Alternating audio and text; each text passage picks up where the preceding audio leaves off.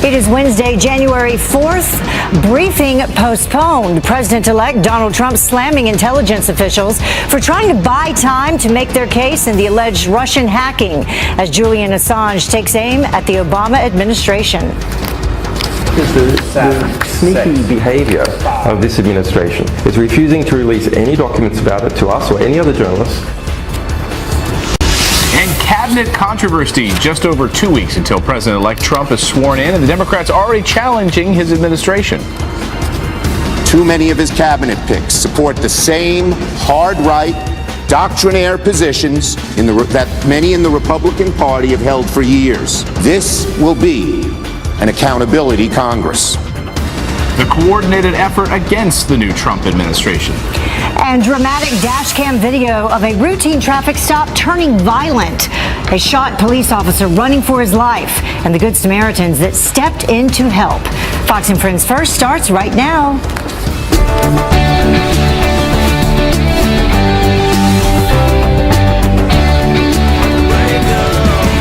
Lingerers. Good morning, everyone.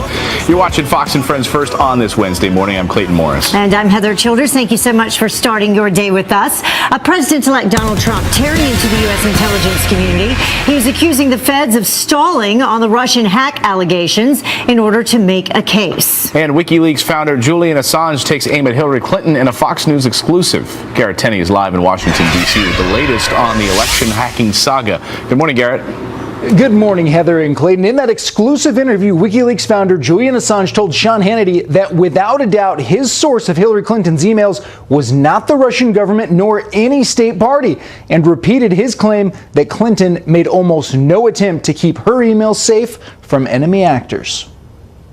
Hillary Clinton didn't just happen to use another account on Gmail. She spent considerable effort setting up a system to evade the Freedom of Information Act, firing off emails, acting politically, using her position as Secretary of State to engage in various political arrangements in relation to the Clinton Foundation, and keep all this from American journalists and the American public by evading the Freedom of Information Act. The intelligence community, meanwhile, is putting the final touches on its report to President Obama regarding the Russian hacking efforts surrounding the election. And yesterday, CIA Director John Brennan encouraged everyone to wait and see before fully subscribing to any statements from Julian Assange. He's not exactly a bastion of truth and integrity, and so therefore I wouldn't, ascribe to any of these individuals who are making comments that it is providing the whole unvarnished truth. Again, this report is going to include what it is that we know about what happened. President-elect Donald Trump continues to push back on those assessments and is calling for more actual evidence to back it up. He previously stated he was scheduled to receive an intelligence briefing regarding the hacking campaign, but yesterday he tweeted, "The intelligence briefing on so-called Russian hacking was delayed until Friday. Perhaps more time needed to build a case." Very strange. Others are reporting that the intelligence briefing was in fact always scheduled for Friday, though. Mr. Trump also announced yesterday a date for his first long-awaited press conference since winning the election, and that will take place 1 week from today. Heather and Clayton? A lot of people have been waiting for that one for sure. Right, people wondering if he's avoiding the media. He says, nope, I'm going to do the press conference next week.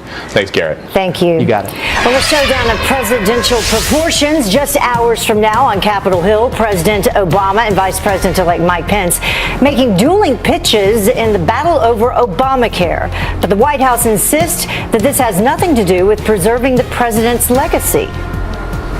The stakes are high. Some people might think that, well, the president's very concerned about the political capital that he's invested in this and he doesn't want to see it all go away. That's certainly true. But the president's priority and the president's motivation is rooted in looking out for the interests of the 22 million Americans whose health care would be taken away if Republicans repeal the Affordable Care Act. Well, Republicans could repeal and replace Obamacare with 50 votes in the Senate and a majority in the House. Democrats used that same method to pass much of the law back in 2009. In their first day back in session, Senate Democrats taking aim at President-elect his cabinet picks, Minority Leader Chuck Schumer threatening to slow confirmation hearings. Too many of his cabinet picks support the same hard-right, doctrinaire positions that many in the Republican Party have held for years. If he attempts to adopt their time-worn policies, his presidency will not succeed. Democrats are pushing for a minimum of 2 days of hearings per cabinet member. And that brings us to Look Who's Talking. And this morning, Fox News contributor Carl delay those nominations, saying their actions are outrageous. Listen. 8 appointees, 8 nominees of President-elect Trump to the cabinet that they're going to oppose and delay them as long as till March. Now, this is just obstructionism, pure and simple. This is an attempt to make it difficult for him to put together a government, make it difficult for him to take early actions in some critical departments, and it is an obstructionism that's jaw-dropping. To a Fox News alert for you now, a breaking development in the intensifying international manhunt for the Turkey nightclub killer.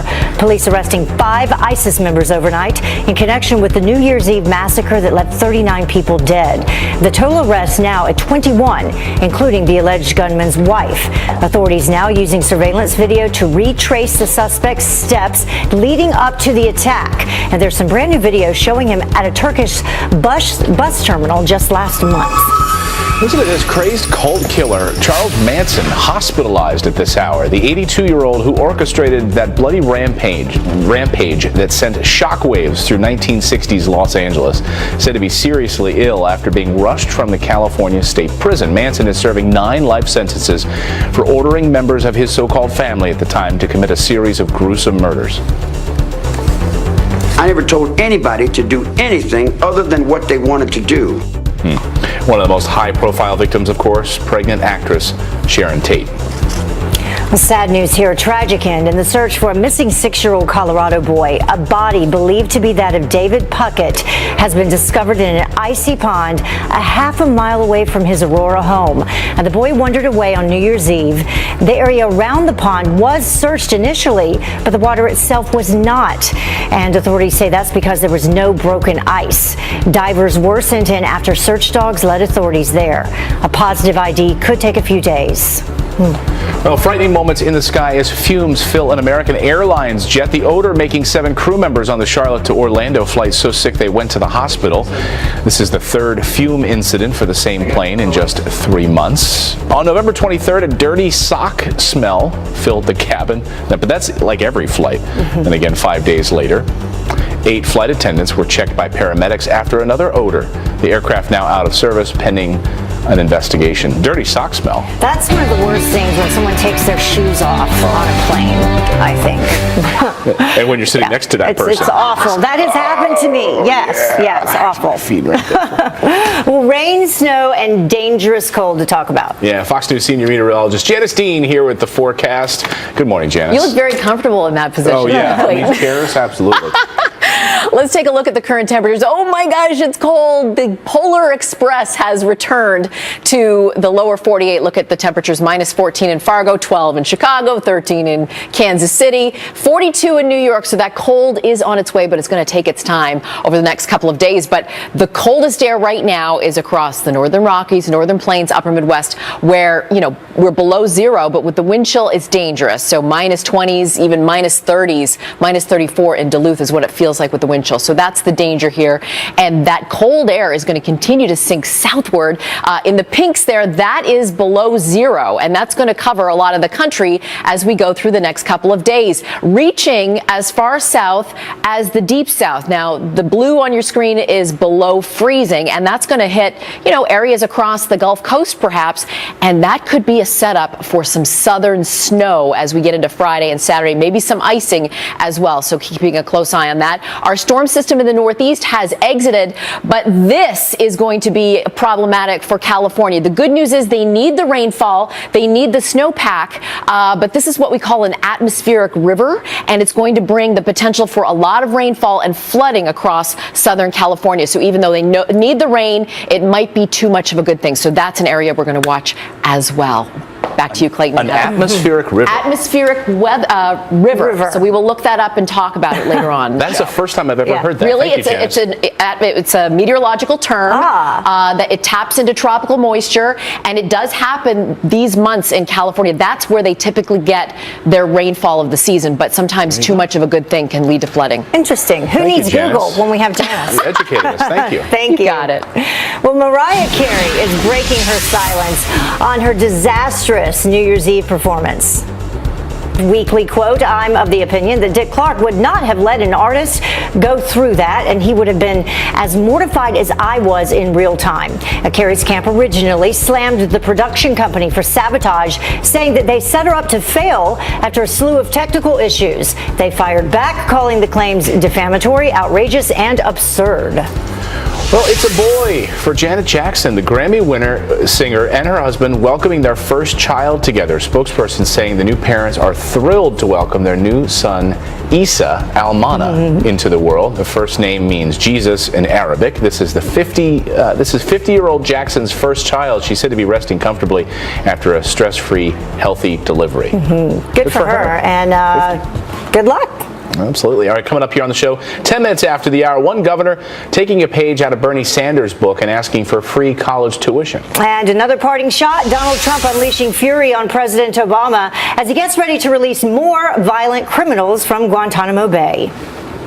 Many of these are going to be the exact same people that Donald Trump is going to have to go back in his administration that they're going to have to capture. The new warning from our president-elect. And the awkward moment, dabbing is in the middle of his swearing-in ceremony.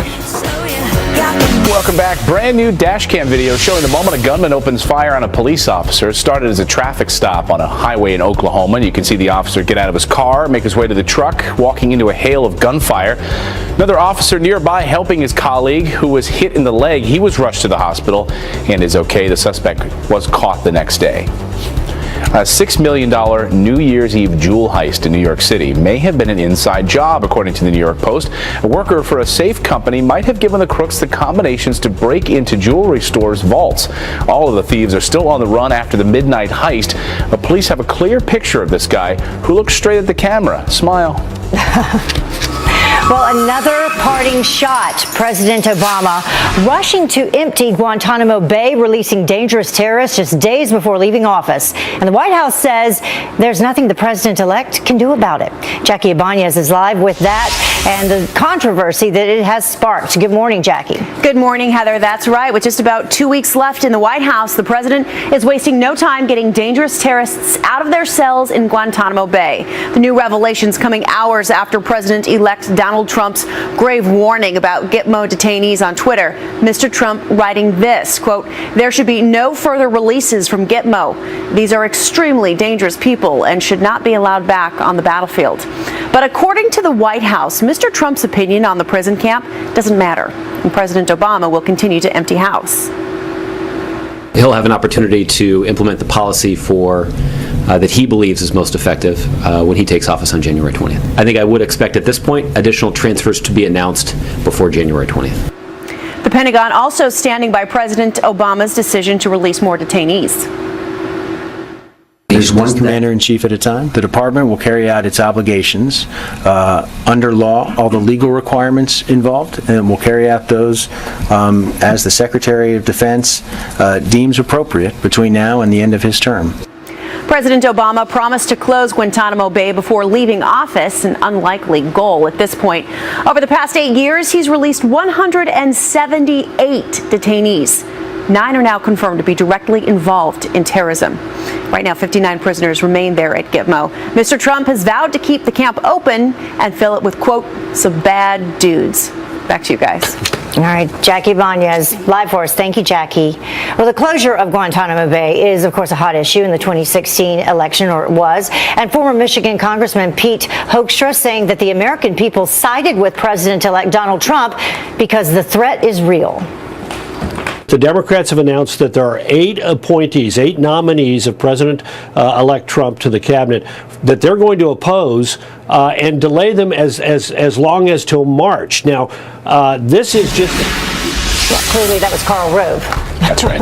Well, the upcoming inauguration, a bitter pill to swallow for two political families. An aide announcing Hillary and Bill Clinton will be at President-elect Trump's inauguration just minutes after President George W. Bush and wife Laura said they'd be attending. Clinton deciding to show up following a crushing election loss, and the Bushes attending despite opting out of endorsing Mr. Trump. Well, Ivanka Trump is moving to Washington, D.C., and she'll be neighbors with the Obamas. The first family is set to live just 2 blocks away in the upscale Kalorama neighborhood. And we have your look inside the multi-million-dollar home. The 6-bedroom house, it is unclear if they're renting or if they bought the $5.5 million home. Pretty easy to figure out. All right, it's 17 minutes now after the hour. First, Carrier, then Boeing and Lockheed Martin, and now Ford, the company canceling plans to move $1 billion plant to Mexico. Is GM next? And it was one of the most popular gifts at Christmas, but you better be careful with Amazon's Alexa around your kids. How the device mistook a 6-year-old's conversation about a dollhouse and cookies for an order. Now, it was announced today that Bill and Hillary Clinton will be at and this might be the first inauguration where the former president and first lady are patted down for weapons as they enter.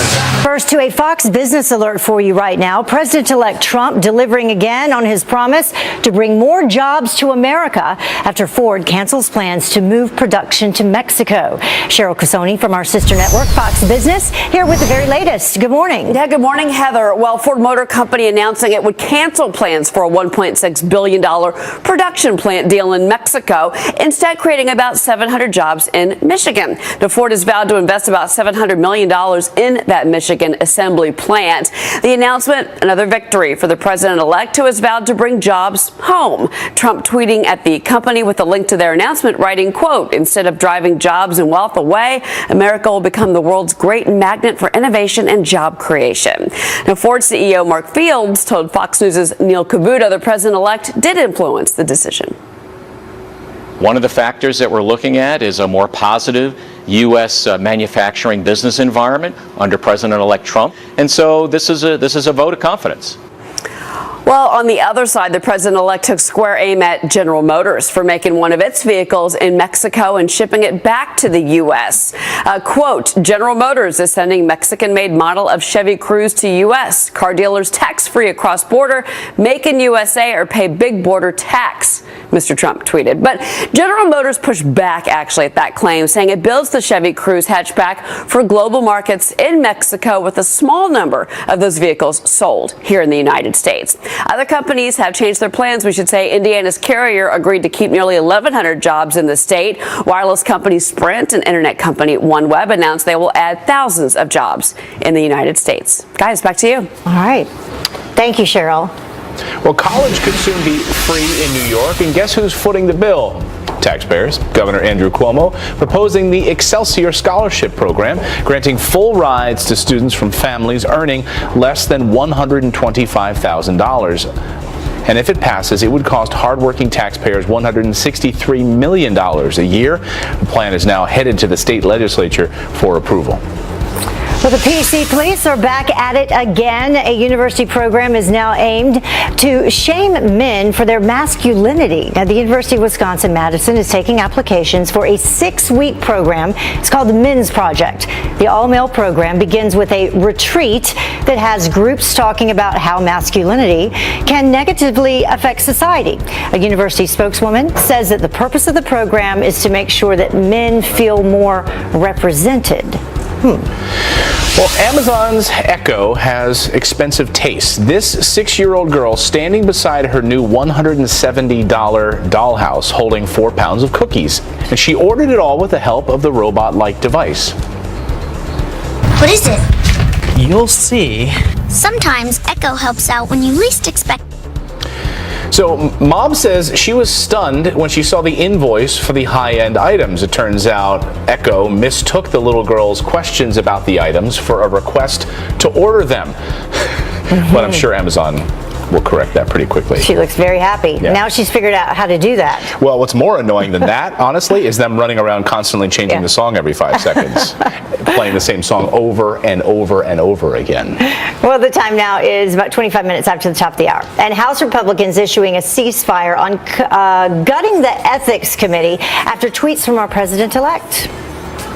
The tweets are working. I mean, if they weren't, they wouldn't be using them. But should he just get off social media and just stick to tradition? We report, you decide. It is Wednesday, January 4th. It was one of Donald Trump's most coveted campaign promises. We will build a great wall along the southern border. How the president-elect is already making good on the building the wall as he hunkers down with just 16 days left until his inauguration. And Mr. Trump rattling Senate Democrats with his Twitter power. America cannot afford a Twitter presidency. We have real challenges and we have real needs to get things done. Well, if that's the case, are tweets really what we need to be worried about? And Mark Zuckerberg, 2020? What the Facebook CEO is doing that have rumors flying about a presidential run. Fox and Friends First continues right now.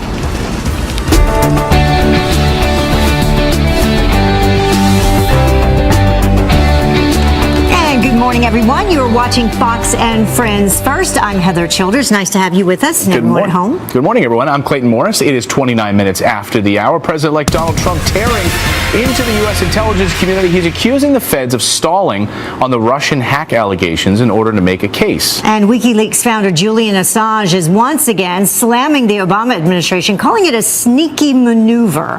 Garrett Timmy's live for us in Washington, D.C. with the latest this morning. Good morning, Garrett.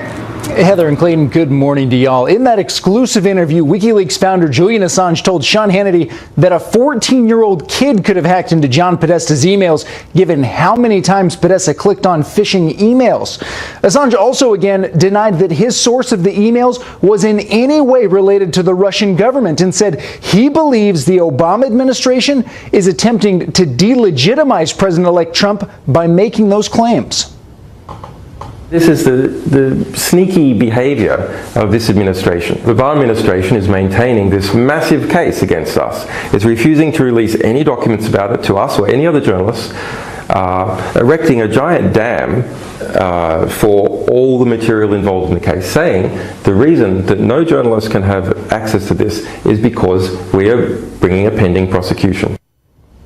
Don't believe everything you hear. That's what CIA Director John Brennan said yesterday in an interview with PBS in which he questioned the credibility of Julian Assange. He's not exactly a bastion of truth and integrity, and so therefore I wouldn't, ascribe to any of these individuals who are making comments that it is providing the whole unvarnished truth. Again, this report is going to include what it is that we know about what happened.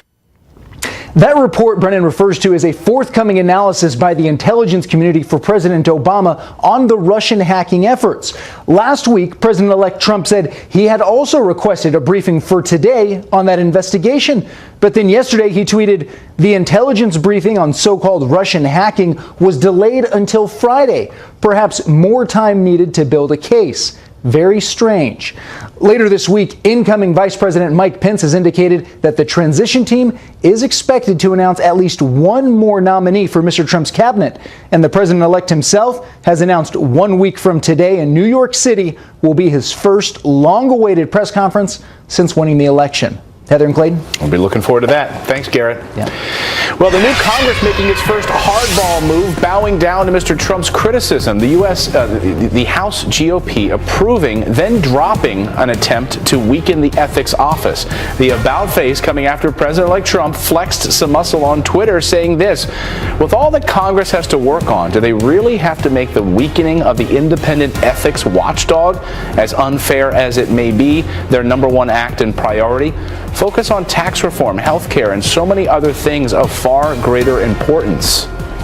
Well, Senator Chuck Schumer, meantime, unveiling the Democrats' official line of attack, telling President-elect Trump to get off Twitter or his presidency is doomed. America cannot afford a Twitter presidency.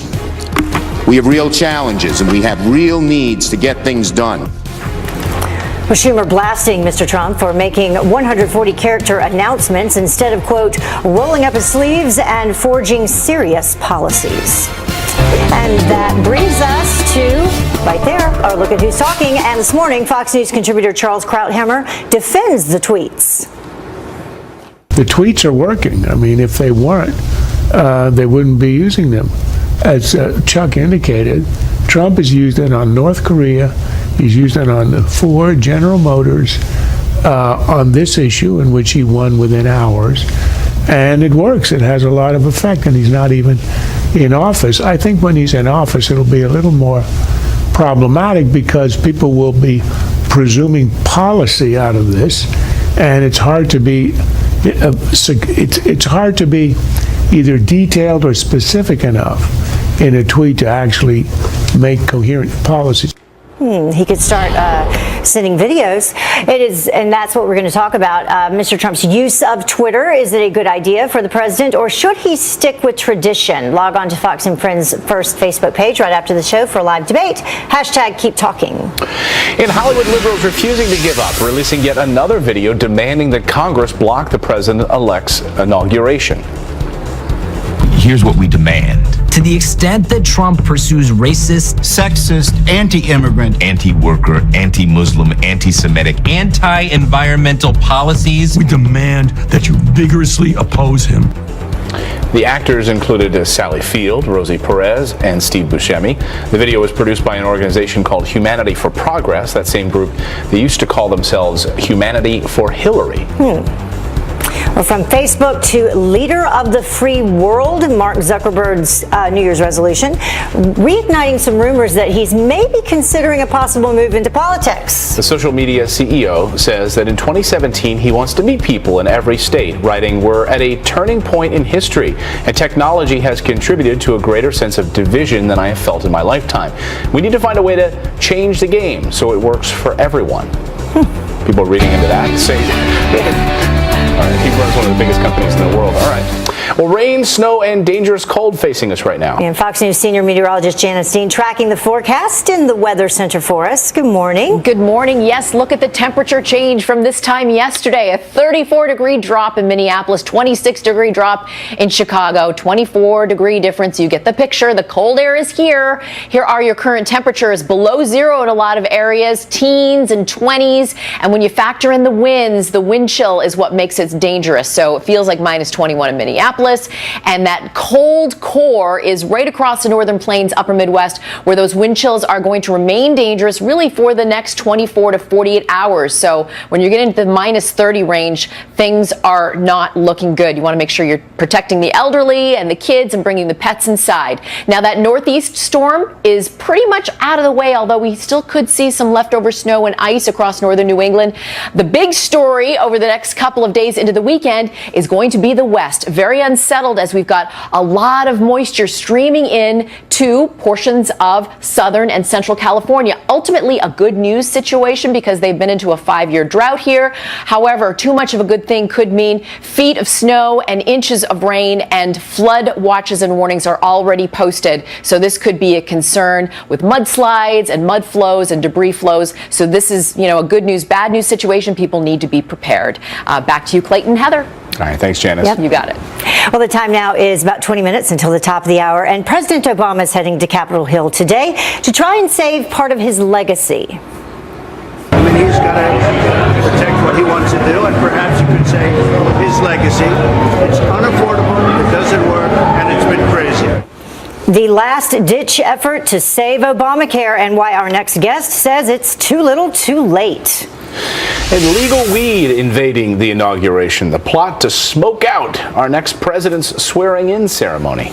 And coming to a cruise near you, the technology that unlocks your room as you approach. And it alerts waitstaff to bring your favorite cocktail even before you ask. President Obama is visiting Capitol Hill to meet with Democrats this week to discuss how to secure the Affordable Care Act and Obamacare. Well, he's president until January 20th. And and then after that, it's our turn. I mean, he's got to protect what he wants to do, and perhaps you could say his legacy. It's unaffordable, it doesn't work, and it's been crazy. President Obama heading to Capitol Hill today, rallying Democrats to try and save Obamacare. Yeah, and on the very same day, Vice President-elect Mike Pence is huddling up with Republicans about efforts to try and repeal and replace Obamacare. So here to weigh in, conservative talk show host Dr. Gina Loudon. Nice to see you this morning, Doc. Good morning. Nice to see you both. So do you buy the White House's line yesterday from Josh Earnest about what this meeting is all about? Let's play it and I'll get you to respond. Take a listen. There's a lot of discussion about the president's legacy. The president's motivation is rooted in looking out for the interests of the 22 million Americans whose health care would be taken away if Republicans repeal the Affordable Care Act. The president's message will be to encourage them in that fight. So, Doc, it's not about his legacy, it's about the 22 million Americans who lose their health care.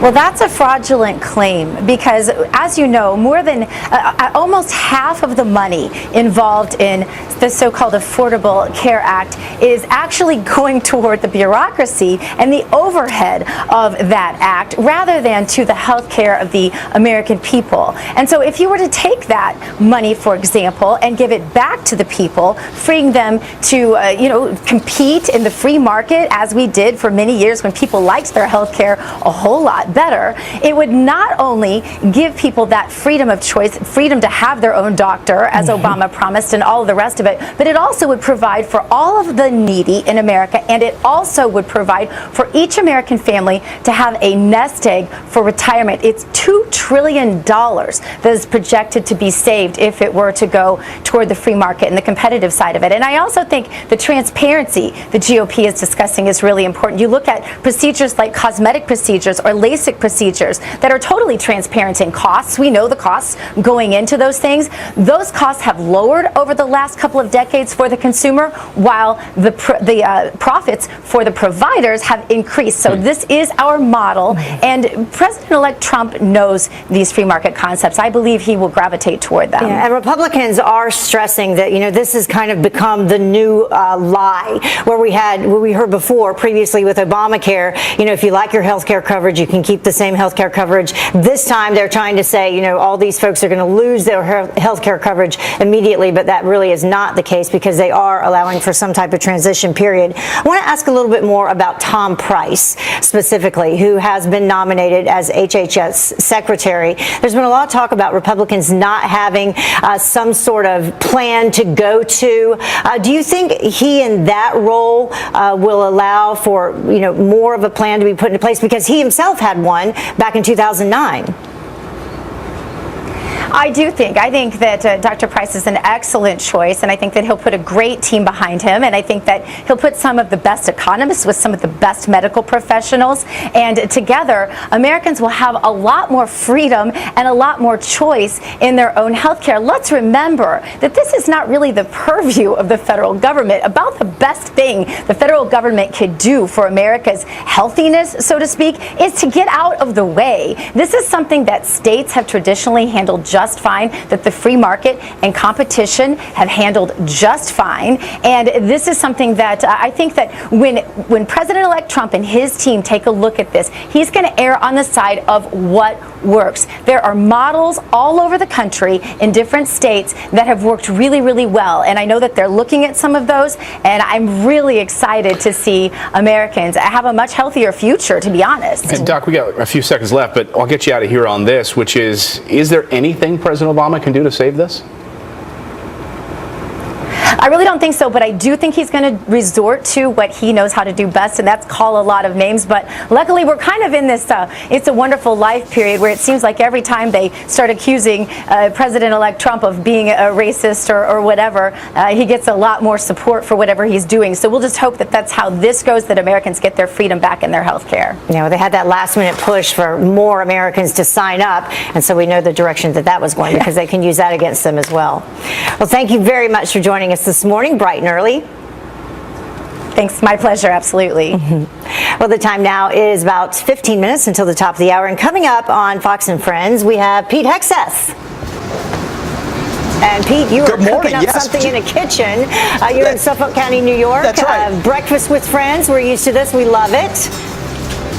That's right. Just because the election's over doesn't mean we're done taking the pulse of the people. So all morning we're here at Marine's Kitchen in Smithtown on Long Island in Suffolk County, a county that went for Donald Trump for the first time in 24 years. So while New York State went for Hillary Clinton, this area, specifically Smithtown, overwhelmingly for Donald Trump. We're going to be talking to diners all morning, getting their sense of how Donald Trump and his transition's going, how him using his Twitter, stances on Israel, the transition, the incoming cabinet, priorities with legislation, the pulse of the people here on Long Island. So come on out to Marine's Kitchen if you're watching. And as you can see, we're already prepping pancakes. These might be a little early, but that's a little quick, a little soon, but we'll be good to go by the time Fox and Friends comes along. Hey, Pete, the ones in the back are burning. Yeah. Better get those, man. I know. I don't know how to separate them though, so I'm gonna figure that out. You know, I'm kind of a rookie, but I'll be good by the 6 o'clock hour. I'll have the ones in the middle. Thanks, Pete. We'll see you soon. All right, Fox and Friends first. We'll be right back. And welcome back. President-elect Trump hard at work behind the scenes, laying the groundwork for his border wall. We will build a great wall along the southern border. The Trump transition team sending wide-ranging requests to the Department of Homeland Security. They want to know where the barrier can go, how much money is available to build it, and whether the Obama administration altered immigrant records to protect from deportation.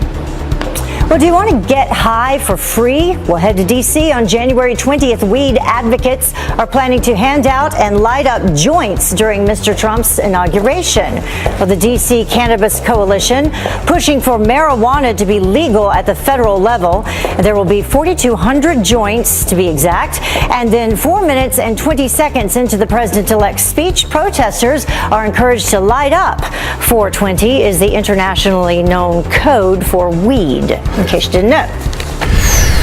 Never heard of that before. An explosive problem with e-cigarettes sparks a brand new investigation this morning. Cheryl Casoni from our sister network, Fox Business, here with the danger. Good morning, Cheryl. Yeah, good morning, guys. Yeah, well, the FDA has just announced they're going to have a 2-day hearing in April over the dangers of e-cigarettes, but it's not about inhaling or not with an e-cigarette. It's about the batteries in the devices. Basically, they've gotten reports, 66 of them over the last 2 years, that show that the e-cigarettes can either overheat, catch fire, or potentially in other ways injure those that are using them. So they're going to actually open up hearings and see what the deal is. They're going to ask the companies to come in front of them and respond to these potential problems with e-cigarettes. And you know, Cheryl, over the years, people have said that there's companies that could knock out McDonald's, right? Subway, Burger King, and now there's a new company people are talking about. You might have heard of it. Starbucks? Sound familiar? Yeah, actually, a Nomura Securities analyst put out a report that's got a lot of people buzzing in the investment community because they're saying that Starbucks could be, at the end of this year, the most valuable company, and that would be by market capitalization. But on the other side, they would also potentially, by the end of 2017, in his opinion, have more locations worldwide than McDonald's does. So right now, McDonald's has 36,615, but they're saying by the end of the year, you're going to have 37,000 Starbucks everywhere. Wow. So it's actually not a big surprise, but that's his big bet. On every corner. Yep. All right, so Carnival, they're about to make their cruises even better with some concierge technology. Yeah, it's called the Ocean Medallion. Ocean Compass is another buzzword. We're going to get more details on Thursday from the Consumer Electronics Show in Las Vegas when Carnival unveils this brand new technology. But it's interesting, a couple of Disney executives went over to Carnival Cruises to design these because they've been using them at Disney parks. You've got that little Fitbit looking thing on your arm. It kind of keeps track of it, helps you with checking in and stuff like that. Well, this medallion would pay for food, pay for drinks, open doors, even plan vacations. There'll be probably an app on your phone that'll go with it, but the medallion will be tied to your credit card. Oh. So it's kind of like just go over the ship and swipe, swipe, swipe. It's like Big Brother. Well, the Magic Band at Disney totally changed that park experience. Lines, people, they can monitor traffic, so they can know if this bar is too busy or that bar is open. So it worked for you, because I haven't tried it. I don't know. I don't want to be monitored 24 hours a day. It is mind-blowing technology. Seriously, I'm sure our viewers have been using it this over the past year. Thanks, Cheryl. You bet. Thank you. Well, the time now is about 6 minutes until the top of the hour, and J.J. Watt delivering more than just big plays. You won't believe what the NFL star did for a super fan injured in a car crash.